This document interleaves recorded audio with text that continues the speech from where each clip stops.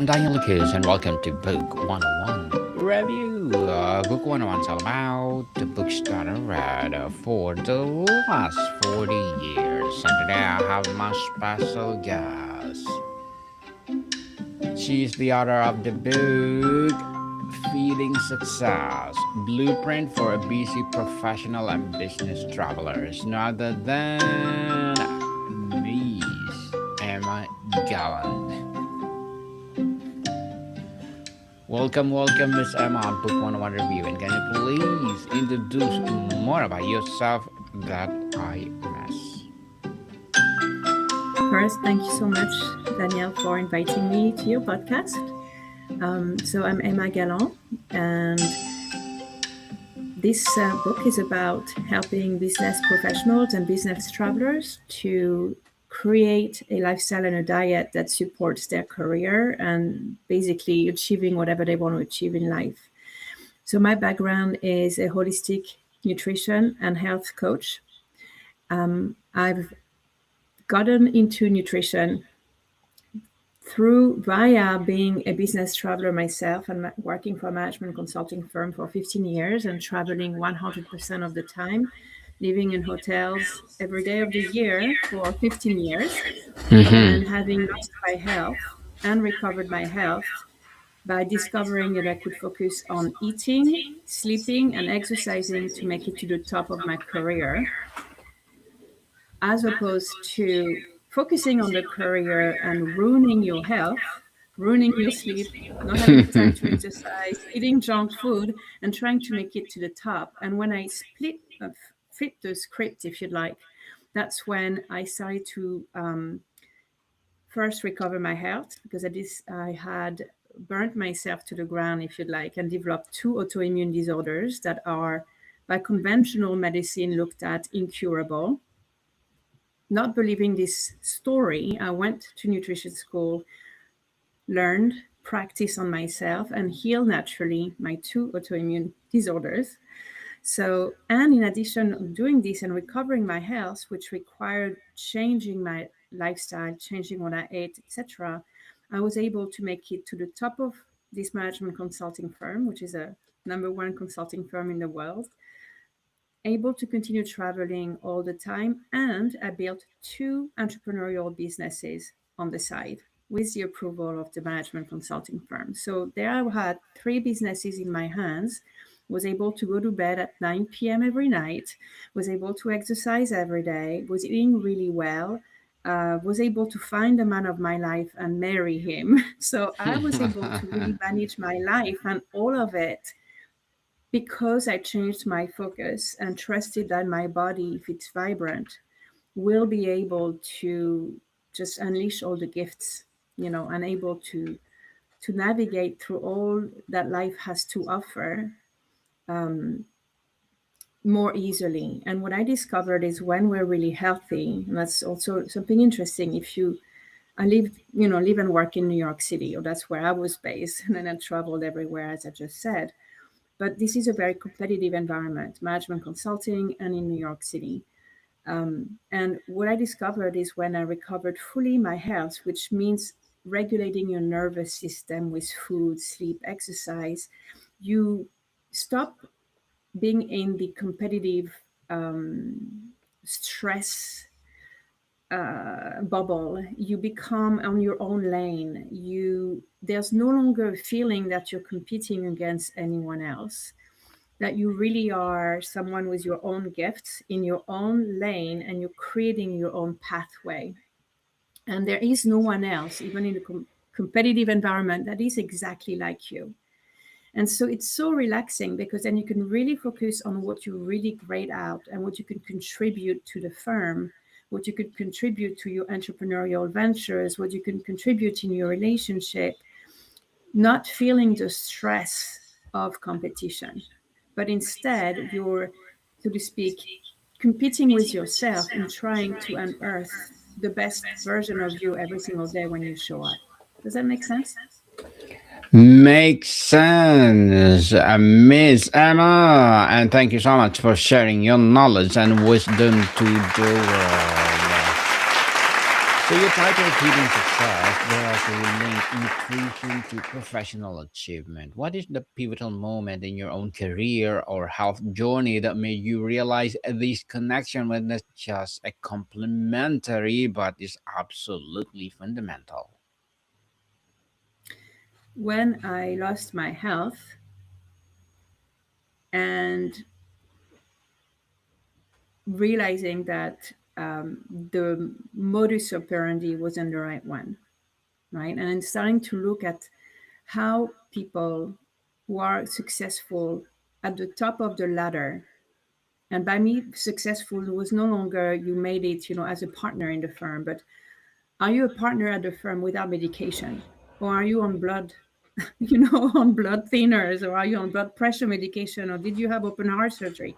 Who are the people at the top of the ladder who have time for family, who have time for vacation, who are not taking any medication, who are maintaining an ideal weight, who are able to exercise or even compete in triathlon, marathon, great skiers. Like, who are those people who manage to make it really big professionally and have a balanced family life and a rocking health?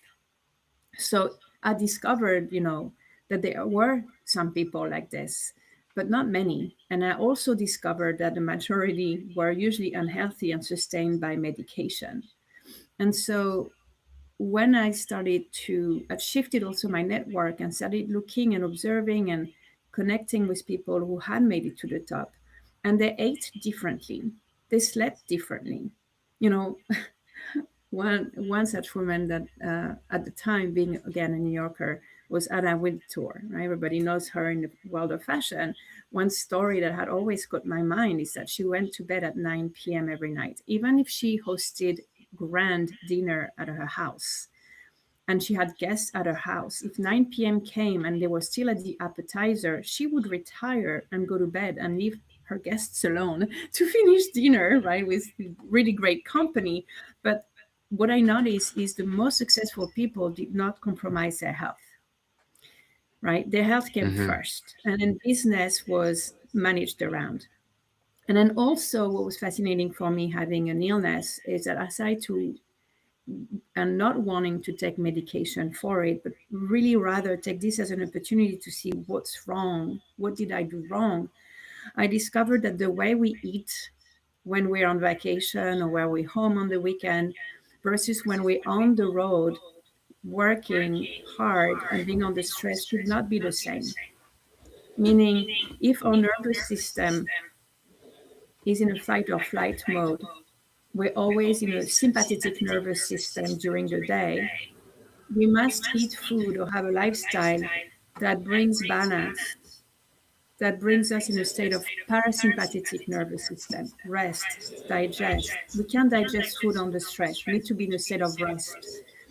Um, how does my food and the food I eat make my body more alkaline when my work environment, airplanes, I would fly 4 times a week, sometimes eight, 4 cities a week, New York one day, Dallas the next day, 2 days in Canada, one day in LA. I worked in Africa, I worked in Europe, I worked in China. So, and that would be every week a different place or multiple places. This is a highly acidic environment. You eat only at restaurants, you eat at strange hours, your sleep is disrupted. So you cannot eat the same food. You need food that is, I call it baby food, food that's really simple and alkaline, fruit and vegetables. So what I discovered is on the road, I would eat fruit and vegetables, no more animal food, not even fish, no alcohol, things like that, because those foods are stressful. It takes a lot of effort to digest meat, to digest fish, a lot more than if I was going to eat a sweet potato or an apple, right? So I started to change my diet to be very simple food that a 5-year-old would eat. Plant food, easy food, nothing fried, nothing, just really simple, steamed, baked, uh, very natural, very alive food. So my digestive system, which which was under duress from stress of work and travel, at least had very simple food to digest. So I didn't add digestive distress to my other stress. One thing I also discovered is when you are sick, so there's two things that sap your energy, because this whole diet is about liberating energy so you can focus on what really matters in your life, right? Illness and digestion are the two most energy sapping events in our body. It takes about 80% of your energy to digest food. You need your brain, you need your cardiovascular system, you need your nervous system, you need your liver, your gallbladder, you need so many organs. The whole body, when you digest, is at work. And so you don't have energy for moving your limbs and you don't have energy to think clearly, right? You're bogged down by digestion. So that's one thing. And the more complicated your food is, or your food combination is, the longer your body will use its energy to digest. For illness, it's the same thing. When you're sick, if you had the flu, right? Had COVID, you're down, you're down, you're sick. You can't think clearly, you can't move fast. It's very taxing. So there I am, traveling all the time under stress, right? And it's good. I loved my work. But from a nervous system standpoint, you're in fight or flight, right? Your nervous system isn't calm. And I was trying to overcome those autoimmune disorders. So my my energy was limited. So by making sure that my sleep, my exercise, my meditation, just I have 5 different um, elements in this book that I focus on, and the food. If all of this is tailored to liberate energy, or free, or give energy, that's what you want, right? And so that's the Yes. advice I did. Is how I was at home and how I was on the road were two different versions of diet and lifestyle. And as a result, I was able to heal, grow my career, and explain what I did before. So this book outlines that.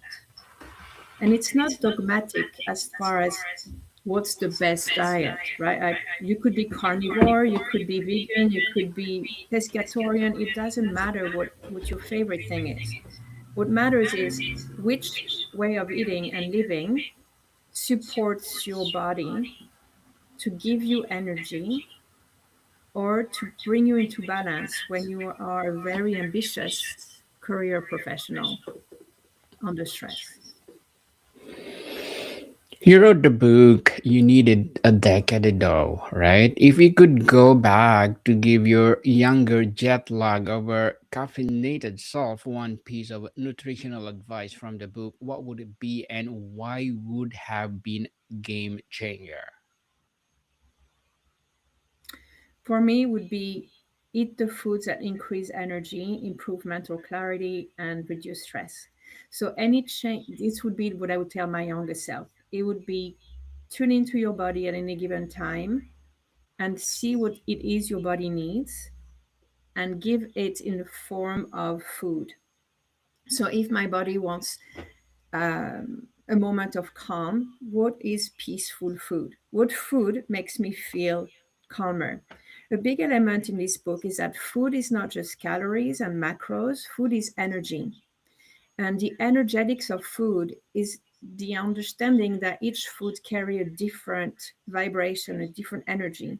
So for instance, if you look at a carrot grows under the earth. It has a downward energy, right? Goes Mm-hmm. down. And it's also constrictive, right? It's down and under. So it's a rooting food. If you want something that roots you, carrots or anything that grows under the earth is a root vegetable, roots you, right? It kind of calms your nervous system, grounds you. In addition, they're great for the pancreas and other organs. But that energy of grounding, if you want an energy that's more like puppy light, you want to be able to go, go, go, then you're looking, again, in the foods that are plant food, you're looking at, for instance, something like a kale or a lettuce or the leafy greens, rich for the sun, right? And they're very light. They're light food. They're light and they're sun focused. They're basically liquid sun, right? Full of chlorophyll. So if you want something that makes you feel light and quick, leafy greens would be that. So I'm in the animal protein range. The difference between eating a fish and eating a cow are very different, right?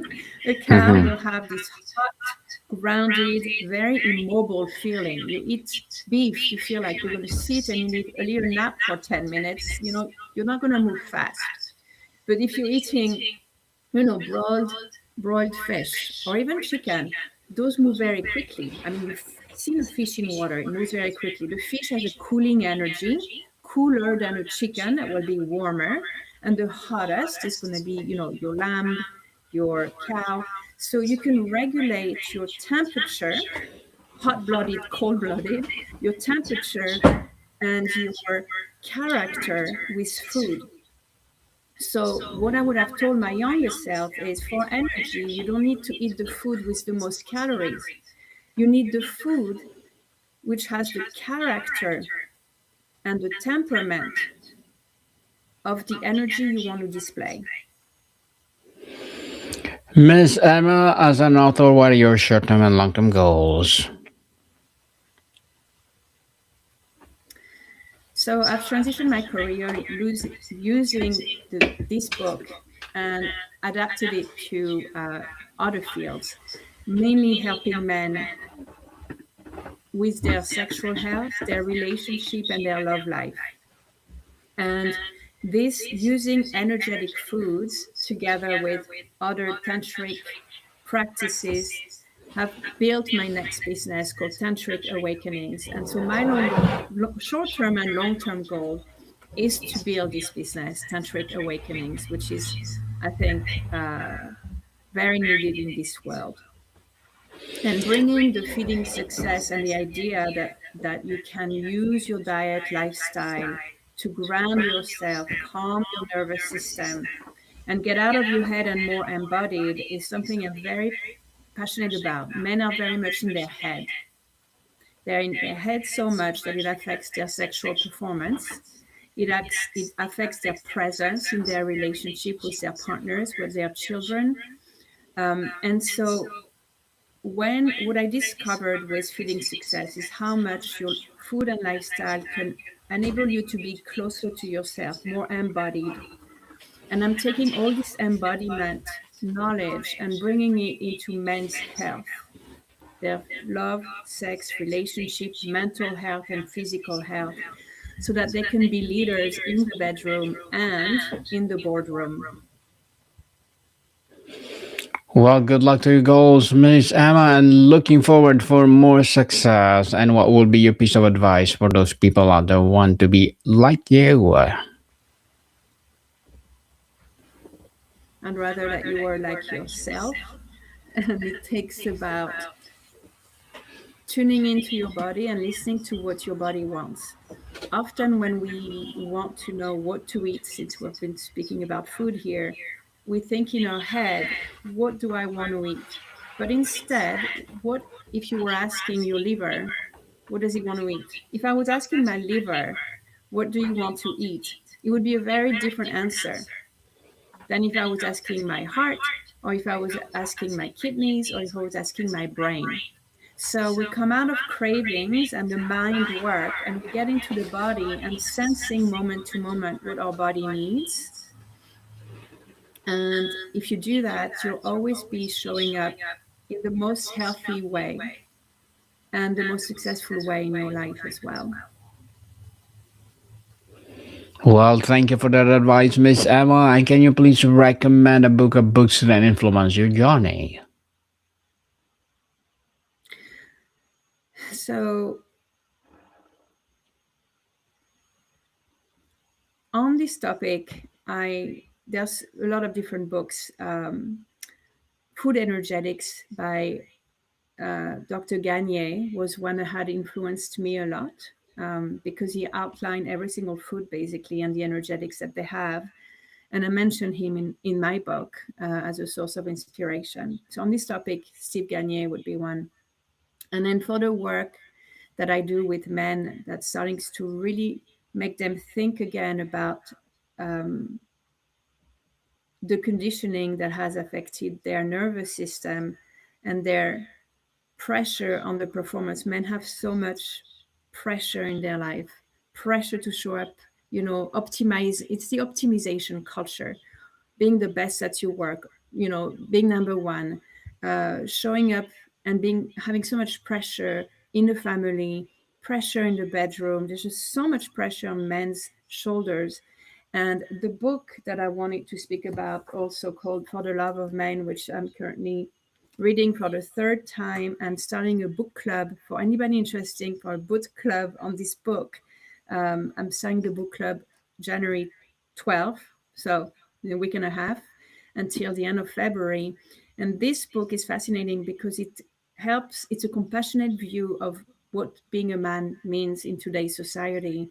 And it enables men to understand how they were raised to be uh, emotionally self abandoning. So there's a lot of the pressure that men have on themselves, which is really have been imposed by the patriarchy.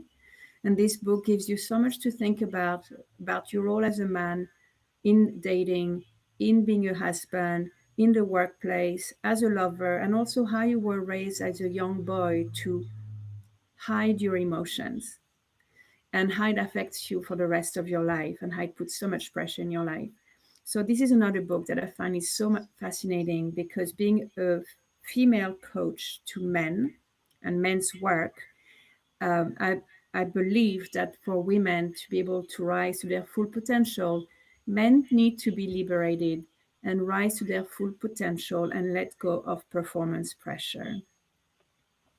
We're all in it together. Yes, and thank you for that, Miss Emma. And before we wrap up our discussion for today, I'm inviting you to listen to my other podcast, people. My other podcast, because my abstract essay is already in fifth season, abstract poetry in third season, and my book 101 review in sixth season this year.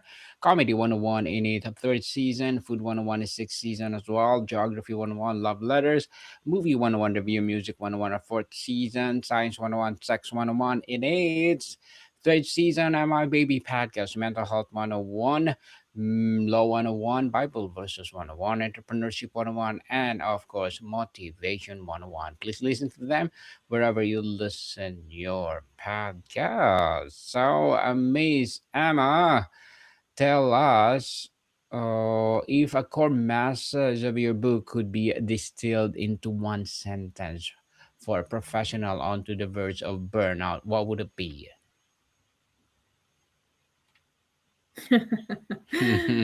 I think feeding success is the word. You know, you can feed yourself to the life of your dream with food, the right food. The right food indeed. And Miss Emma Galland, thank you so much for sharing your book to the world. I'm hoping for more and more empowering books like this to come. So, can you please invite our listeners to support your books, your advocacy, or whatever projects that you're doing right now? So right now, I'd like to invite you to check my Instagram account at Tantric Awakenings or my website tantric-awakenings.com if you're interested in doing work as a man or as couples in your relationship using lifestyle, food, as well as tantric sexuality. And then this book club, highly recommend. I didn't write this book, but I love this book by Liz Plank, A Game Changer. Yes, people, let's support Miss Emma Galland, because if you support her, for sure, more and more empowering advocacy will rise. So, one more question, Miss Emma. Looking in the future of work, do you see strategic nutrition becoming standard part of executive coaching and high performance training? Why or why not? I think it already has started to be, right? There are health coaches in large organizations, um, and there's I really believe that it's becoming more important, definitely. And then you have business services that are delivering, sound nutrition directly to offices as well. You have nutritionists, that are inside companies' cafeteria, also designing meal plans. We all have these healthy meals. I think here what's really important is, and that's another concept in the book, is bio individuality. Is what works for you will not work for someone else. So my diet may be your poison, Daniel, and your diet may be my poison. Well, it's the ultimate best diet for you, but for me, it may be my poison. So I think Mm-hmm. something that's really important, and why we always say nutrition looks confusing, it's because people look at general rules. I advocate bio individuality. So you need to know yourself and moment to moment understand what your nervous system needs and use your food as a balancing factor, right? Which was, what does my liver wants to eat? What does my kidney want to eat? Not what do you want to eat in your head. So I really believe that it's this bio individuality is something that we're starting to see more and more in some services, that you could subscribe to meal delivery to your house, and you actually can choose the components of that meal to match you, as opposed to getting a delivery of Atkins diet meal. Now you can get the delivery of the Emma Galland meal, or Daniel. You can have the Daniel Luca meal delivered to your house. And I Mm-hmm. think that this concept of bio individuality is starting to really make it to the workplace. Mm-hmm. Yes, thank you, Just Miss realized my Emma. point. Yes, thank you so much for your time, Miss Emma. You're welcome. Thank you Monica for people, see you inviting me. soon.